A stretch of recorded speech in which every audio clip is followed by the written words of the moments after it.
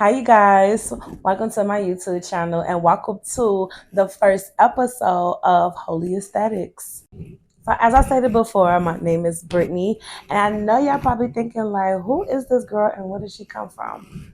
Don't worry, I'm about to tell you. So, who am I? Well, that depends on. mm. I am a mom, I'm a lash artist, and I am a spiritual leader.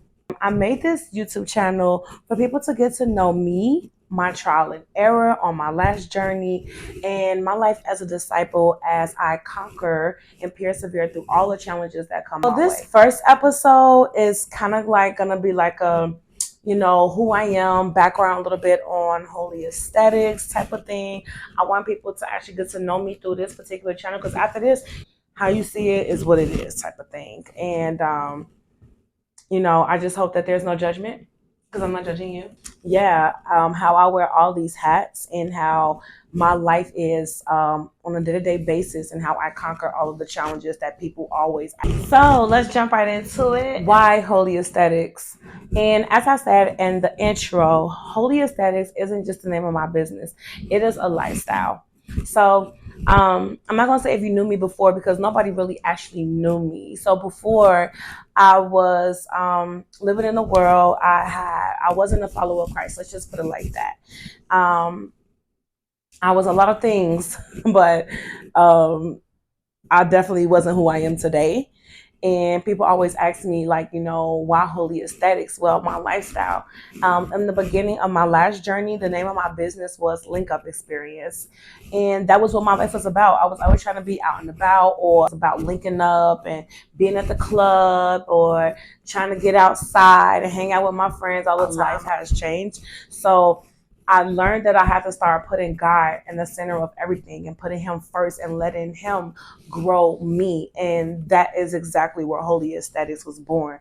So I went ahead and changed the name of my business and took a Link Up Experience to Holy Aesthetics. A couple months after I had got baptized and started living my life for Christ. So when it comes to holy aesthetics, it is like an extension of me, another child of mine. I know people look at that as like that's a challenging name for you to create content based off of you being holy and doing lashes. And that's why I try not to put certain music on my content.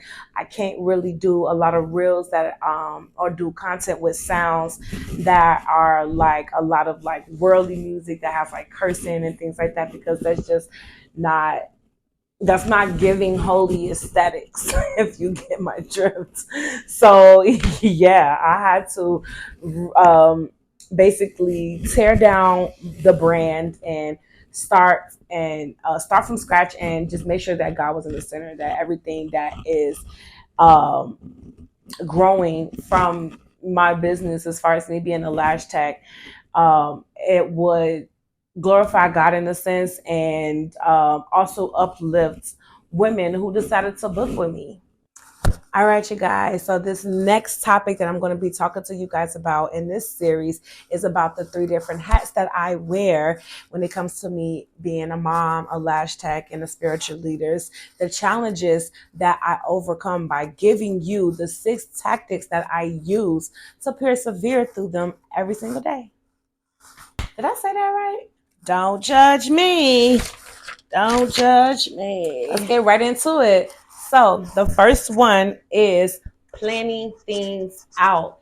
If you're not planning things, you're going to be all over the place. It's going to be chaotic all the time. It will not be any structure. Um, in the beginning of my last journey and me wanting to build my own business, I struggled with that so much on so many different levels. It was I'm moving forward. So like for me, I know I like to plan things out the minimum a week. I'll go until about 2 weeks. The most I've ever planned out was a month. I planned out a month ahead of what I'm doing and what my plans are. And so I do that about like I have like maybe 3 different calendars, no 4. Yep, I got 4 different calendars in my home. I have one that's right behind this camera, not this way, that way. And that is for my business, what I have like far as clients, people who are trying to squeeze in and stuff like that. I also have an app for it too. So they're both one. I have a personal one. That's the things that I want to do for me, like me. And that could be anything that has anything to do with like me just serving in the kingdom as well. Anything that has anything to do with church or something like that, Bible talks, Bible studies, or going to get my nails done, going shopping, stuff like that. That's on my personal calendar. And then I have my kids' school calendar for all the things and events that they have to do when it comes to that type of stuff, when they have half a days, all that type of stuff. On the refrigerator, what we're going to be eating. We always do Taco Tuesday, so I always know that Tuesdays is going to be the easiest meal of the week. I have another one right here, and that's just like family stuff that we do. So I just try to keep things planned out ahead of time. It will save you time. It will save you from being like feeling clustered. It helps me a lot, and it kind of goes in with um another one that I'm going to be mentioning later. Yeah. The second one is going to be communicate. Communicate with your support system. I don't know what that looks like for everyone else, but for me, I didn't really have so much of a support system. I'm a single mom, so I pretty much do it all on my own. And then when I first started this business, um, I was with my kid's dad, but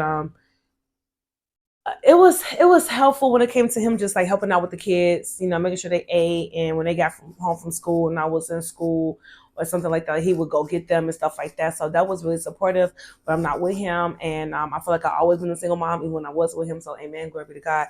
So now I communicate with my son and let him know like mommy has a business to run. These are my hours, so they know when and like when to bother me and when not to really bother me. Like and like seriously, like like do not bother me. I'm in the zone, and communicating with my son on what a business is, what an LLC is, why I'm doing it, what's generational wealth, all of those things. Even paying him to do content for me, like he shoots some of my content, and people don't know that, and I pay him for it. But all of this flows in with to like communicate with your family about what your goals are, what your intentions are.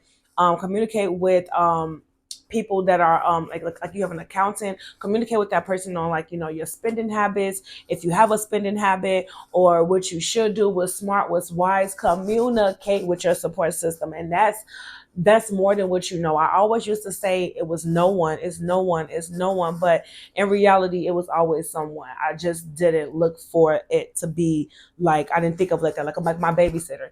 You know what I'm saying? Like I would have a babysitter just so I could take clients, especially in the beginning, because it was taking me 6 hours to do a set. I needed a babysitter.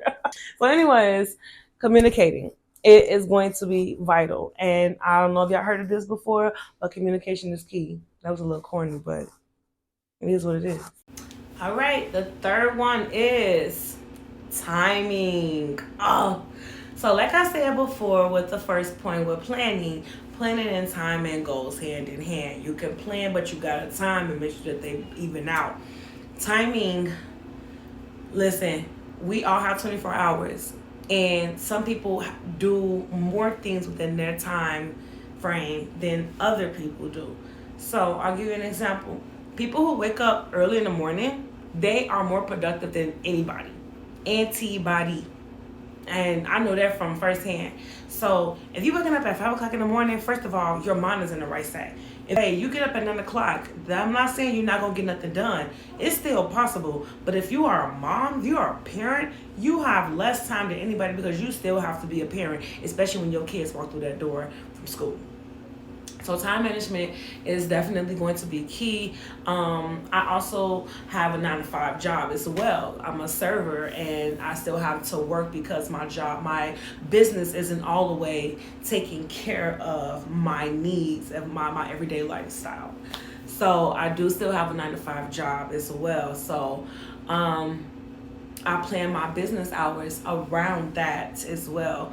So if you're one of those type of entrepreneurs as well, where like you're an entrepreneur and you still have a 9 to 5 job, I mean, it's not all peaches and cream. It kind of sucks because it takes away from the actual thing that you're trying to do, and that's create another stream of income or just build on your business. Now, don't get me wrong, I love the fact that I can do both, because I am a single mom. So it's not like I can just, sit back and just work on my business. I will have to, like, man, I just can't do that right now. One way you can time manage is making sure that you're spending the right amount of time in certain areas. So you may have to do 2 hours of reading, 1 hour of exercising, when the kids get home, 3 hours of doing homework, cooking, and bonding with your kids, making sure they get out. Me, I like to run my kids tired. And after we get done bonding and all that stuff, let's go outside, because I'm finna run y'all out. And then by 8 o'clock, bedtime. They are in the bed, 8:30ish. By 9, they both sleep. 9:30, give or take. And that gives me more time to do the things that I need to do, like maybe, I don't know, whatever it is that I gotta do. I got time to do it. So the fourth one is definitely gonna be take a breath. It's okay. Take a moment.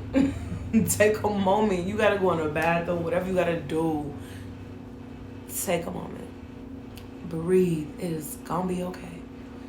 I know some days are better than the others, and some days I just like, Lord, what is going on? But like I said, every day is brand new. You have to figure out what works for you, and it's your first time. You never did these things that you are doing in this moment right now. So take a breather and just relax.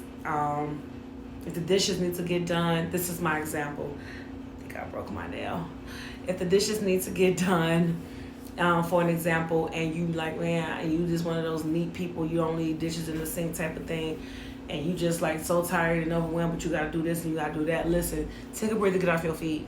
Stop. It's your home. Hopefully this is your home. You just need to, let it be home. Sometimes dishes may have to sit in the sink. Not to say that my dishes in the sink. I'm not putting this on me. I am giving insight and encouraging you. Anyways, the fifth one, what y'all think it is? I'll give you a clue. It starts with a P and end with a Y. I'll give you 2 more seconds. Pray. Pray, pray, pray, pray, pray. I don't know who's watching this. I don't know if you're religious or if you believe in God or, whatever it is. But there is a higher power regardless. And I'm not here to go back and forth about which religion is the truth and who is what. At the end of the day, one thing I know that all these religions have in common is that they serve a higher power, okay? And it is not us. Like, it's not us. It's a higher power. Pray. Pray, pray, pray, pray, pray. You got to pray, pray, pray. Pray, pray, pray. So, pray. It has helped me so much in my life. Like, honestly, I wasn't the type of person that would be sitting over here telling people, you need to pray, it'll make you more fruitful, it'll help you build a relationship with God. And when you're praying, it's not about you asking God for things. I cannot stand when people think that's what prayer is about. And if you have to ask God for something, how else are you going to ask him? Praying is having a conversation with him. It's like a relationship. You talk and, you pray, talk, pray, and then it's time for him to talk back to you. But how are you allowing him to talk to you? Open your Bible. It's God's word. And that's how you allow for him to talk to you. It's a relationship. Like when you're in a relationship with a man and a female, and like you coming home from work and you telling your husband or your boyfriend how your day was. Oh my God, da, da, da, da, da. Do you just walk away from the table and then just let him just sit there in silence? Or do you give him a chance to say something back to you?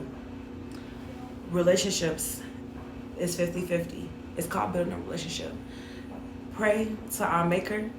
Let him know what you're feeling. Expose your heart. Express your concerns. Tell him how your day went. And then you allow for him to reciprocate that back, to give you words of encouragement.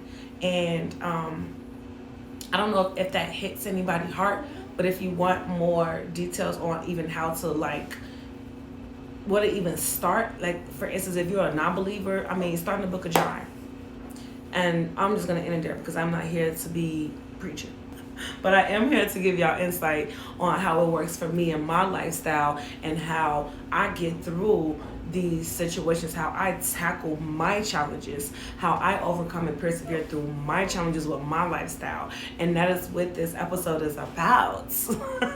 If I haven't said this, be an inspiration to yourself. Love yourself, care for yourself, treat yourself like how you would want somebody to treat you, okay?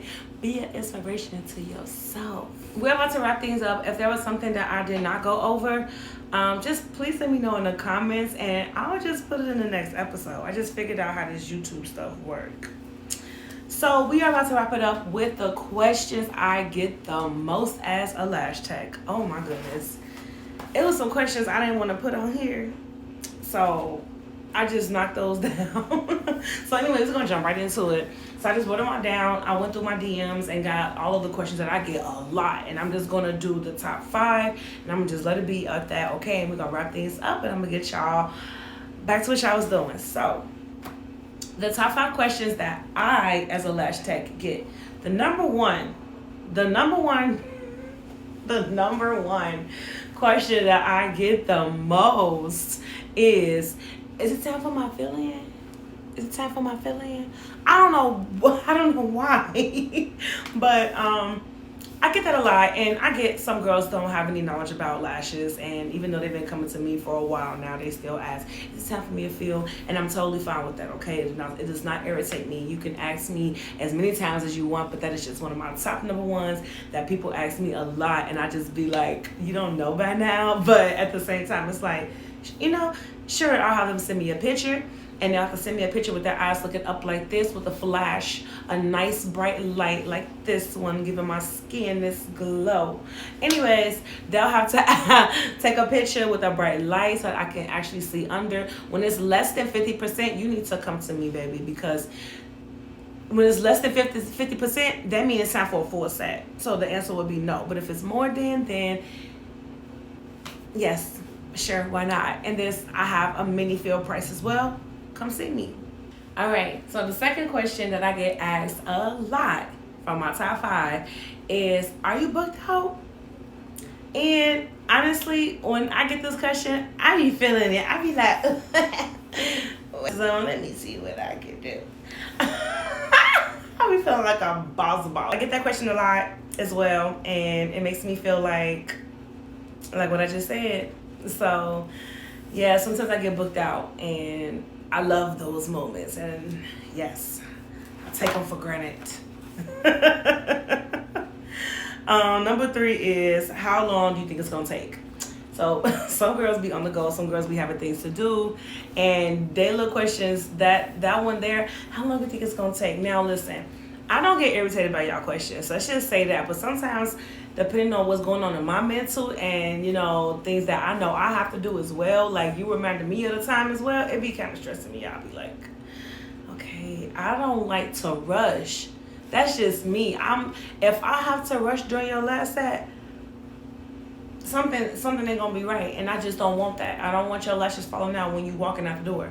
So just I'll do my best to try to go fast when I need to, but I don't. So I'm one of those lash tech, I will listen. I will be your ears, girl. You need somebody to listen to you? I'm here for you. I'm here for you, girl. I'm gonna listen to you, but if I'm not responding back, please forgive me. Sometimes I do respond back, and you know, we'll make the best of it. The next one is, why you not dating? Oh, I meant to. Okay, we're gonna replace that question. That was one of the questions that I was like, I didn't want to put, but I did have another one next to it, so I took number 7 and replaced it with number 4 most. Why do y'all be worried about who I'm dating? I'm not dating for a reason. But do you have any extra spoolies? We're gonna replace that with that one. Yes. Do you have any extra spoolies? I got spoolies on deck, boo. I got spoolies for you. You need a spoolie? I got you. So yes, I stay with spoolies. You need to have tons of spoolies as a lash tech, okay? I don't care what nobody say. Your lash tech ain't got spoolies, she ain't no lash tech. Okay, amen. The last one is, can I be your next lash model?